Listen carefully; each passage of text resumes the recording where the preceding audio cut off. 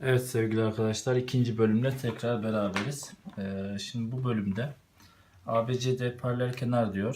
KF 18'miş. KF 18, evet. KC'yi soruyor. Şuraya isterseniz ya da şöyle yapalım. Şuraya A dedim ben. Burada A oldu.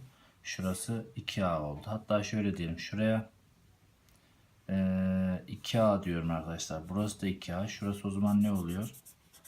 4A. Hemen şuradan bir paralel çekiyorum. Karşı kenarında ortalıyor. Çünkü buraya ortaladığı için şurayı da ortaladı. Şimdi yamukta orta taban oldu bu. 4A artı 2A 4A artı 2A bölü 2'den 3A burası arkadaşlar. Şimdi burası 3A ise yeni bir kelebek oluştu. Bakın şurada. Benzerlik oranımız da belli. 2A'nın 3A'ya oranı, KC'ye örneğin x dedik. X'in 18 oranı. Hemen şunlar gitti zaten. 3'e böldüm 6.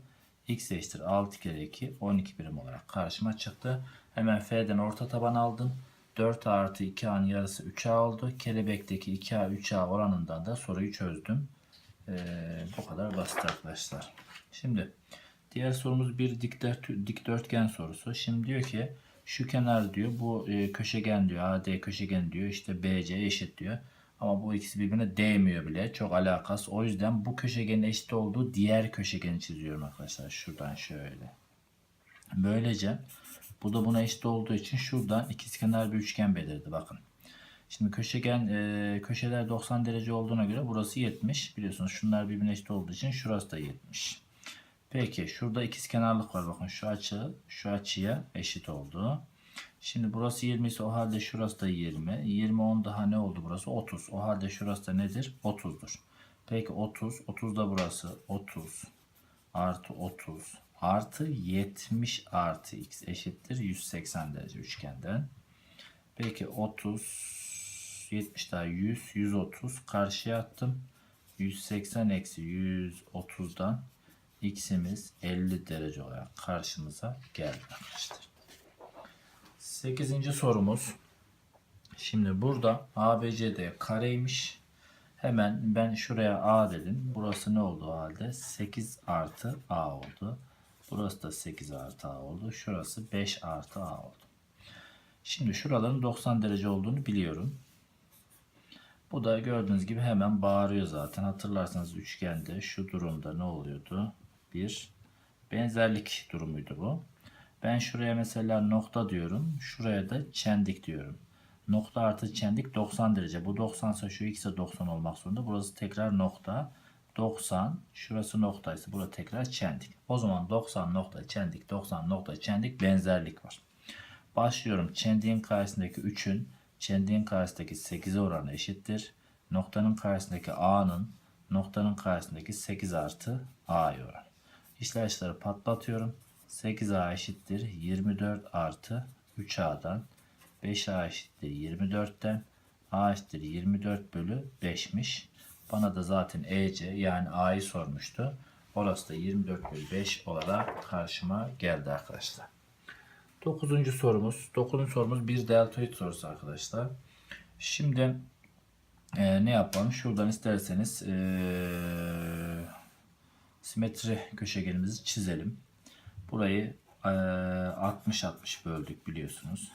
İsterseniz bir de şurayı birleştirelim. Şimdi arkadaşlar delta etmiş. Burayı da o zaman 30-30 böldük. Köşegenlerin 90 derece kesiştiğini biliyoruz deltoidde. 90-60 şurası nedir? 30'dur. Başlıyorum. 90'ın karşısı 12 ise 30'un karşısı 6. 60'ın karşısı 6 kök 3. Bu taraftan yürüyelim. Şuraya tekrar 60 kaldı. 30'un karşısı 6 kök 3 ise demek ki 60'ın karşısı 6'ymış. 90'ın karşısı 12'ymiş. Buraları buldum. Burası zaten 12. Peki nereden gidelim? Şeyden gidelim isterseniz. Alan ADC'yi buluyorum. Burası zaten kaç derece? Bak 90 derece. O zaman 12 çarpı 12. Gerçi bu durumda biraz zor ama nasıl olacak? Şurada yanlışım var değil mi? 60'ın karşısı 6, 30'un karşısı 6 kök ise burası 12 kök 3 2 katı. Şimdi burası zaten dik üçgen.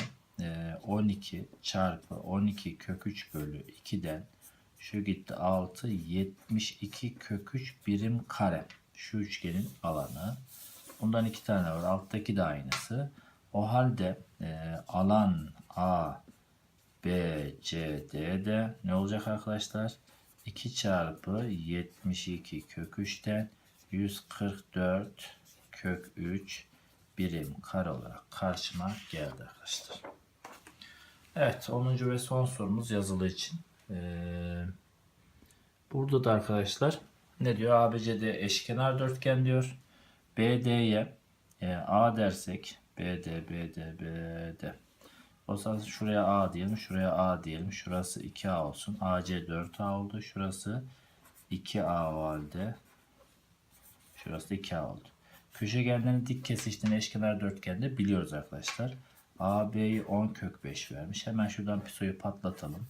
2A'nın karesi artı A'nın karesi eşittir 10 kök 5'in karesi. 4A kare artı A kare eşittir 10'un karesi 100 kök 5'in karesi 5. 5A kare eşittir 100 çarpı 5'ten 5'ler gidiyor. A eşittir buradan 10 olarak karşıma geliyor. Peki A 10 ise bura 10. Bura 10. Şu 20. Şu 20. Alanda neydi arkadaşlar? Köşegenler 20 çarpı 40 bölü 2'den şurada 20 400 birim kare olarak karşıma geldi arkadaşlar. Umarım anlamışsınızdır. Umarım faydalı oluyordur.